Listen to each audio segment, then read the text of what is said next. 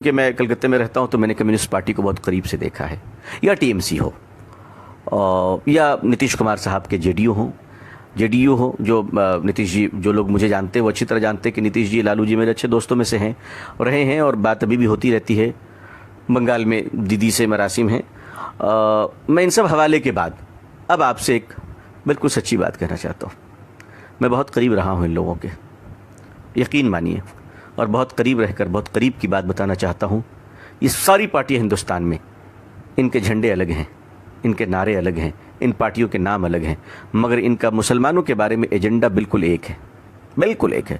جو B J پی کی وہی کانگریس کی ہے، معاف کیجیے گا، معافی چاہتا ہوں، عرض کر رہا ہوں، بہت سو کی دکانوں پہ خطرہ پڑ جائے، میری ان باتوں سے بہت تکلیف ہوگی، لیکن مجھے معاف کر دیجیے گا، میں آپ کا چھوٹا بھائی ہوں۔ ایک ایجنڈا مشترکہ ہے تمام پارٹیوں میں کہ مسلمانوں کو داماد تو بنایا جا سکتا ہے، لیڈر نہیں بنایا جا سکتا۔ یہ بالکل طے، اس میں کوئی شبہ نہیں ہے۔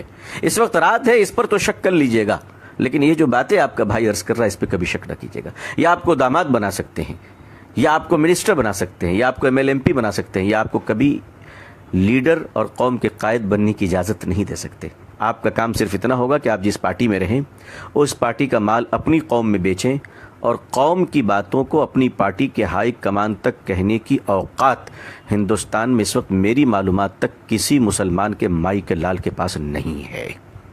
یہ بالکل ذمہ داری کے ساتھ عرض کر رہا ہوں۔ دوسرا کام مسلم لیڈروں کا یہ ہوتا ہے کہ سال میں افطار پارٹی کے نام پر جو بھوکے پیاسے روزے دار رہیں، وہ آنے والے جو رکابی پکڑے ہوئے فقیروں کی طرح لائن میں کھڑے ہوتے ہیں، جو باپ کے جنازے میں ٹوپی نہیں پہنتے، افطار میں ٹوپی پہن لیا کرتے ہیں، ایسے مکار روزے داروں کے لیے جو افطار کے بعد مغرب کی نماز کے لیے نہیں دوڑتے، لیڈر کے پیچھے پیچھے دوڑتے، ایسوں کی میزبانی مسلمان کریں۔ یہ پولیٹکس کا ترجمہ مسلمانوں کے لیے رہ گیا ہے۔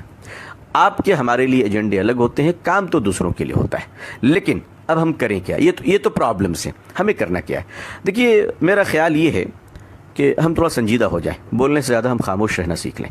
ہم پولیٹیکل پارٹیوں کو جوائن تو کریں، لیکن بالکل ڈپلومیٹک انداز میں جوائن کریں، کہ میٹنگوں میں جائیں، فنکشن میں جائیں، الیکشن میں کیمپین کریں، لیکن بالکل سپریٹ رہ کر اپنے بزنس پہ دھیان دیں اور اپنے بزنس کو اسٹرانگ کریں۔ ہم لوگ کیا کرتے ہیں کہ مسلمانوں کی ایک بڑی اچھی عادت یہ ہے کہ مسلمان ایک وفادار قوم ہے، اس میں کوئی شبہ نہیں، لیکن اس وفاداری کا غلط فائدہ یہ اٹھتا ہے کہ وہ جب پارٹی میں جاتے ہیں تو وہ یہ سمجھتے ہیں کہ ان کی نافرمانی گویا کہ نعوذ باللہ خدا کی نافرمانی ہے، اور وہ اس قدر وفادار بن جاتے ہیں کہ اس پارٹی کی وفاداری کے چکر میں، معاف کیجیے گا، وہ اپنے رب کے باغی بن جاتے ہیں۔ وہ اللہ اور اللہ کے نبی صلی اللہ علیہ وسلم کی اطاعت سے کبھی